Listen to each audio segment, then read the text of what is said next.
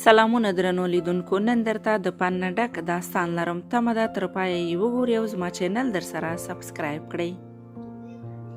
یوه جنۍ قصه کوي او وایي: هر وخت چې به زه له خپلو ملګرو سره یو ځای پوهنتون ته تلم، نو زموږ د پوهنتون موټروان به موږ ته تل د خپل تیر ژوند خوږو او ترخو خاطرو قصې کولې.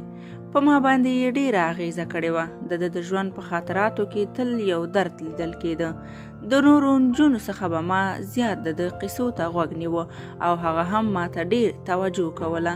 د وخت په تېرېدو سره زموږ ترمنځ دا بېنومه اړیکه ورځ تر بلې ډېرېدله. موږ یو بل ته ډېر نږدې شوي وو. زما ملګرو هم زموږ اړیکې ته پام شوی و، خو په خوله به یې څه نه ویل. څه موده وروسته د هلک راته وویل: غواړم تل له تا سره اوسم او غواړم چې له تا سره واده وکړم. زه هم ډېره خوشحاله شوم، ځکه چې زما هم ورسره مینه زیاته وه.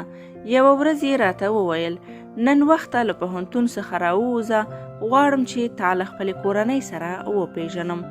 ما هم ومنله او وخته له پوهنتون څخه ووتلم.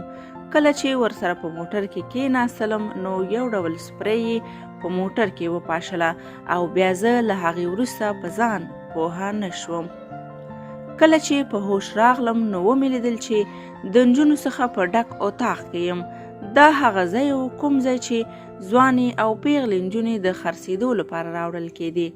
کله چې مې خپل ځان هلته ولیدو، نو پوهه شوم چې ژوند او عزت مې خاورې شو او څومره یوه لویه تېروتنه مې کړې چې په پټو سترګو مې په پردي هلک باور وکړ او خپل ځان، مینه، عزت او ژوند مې ورته تسلیم کړ.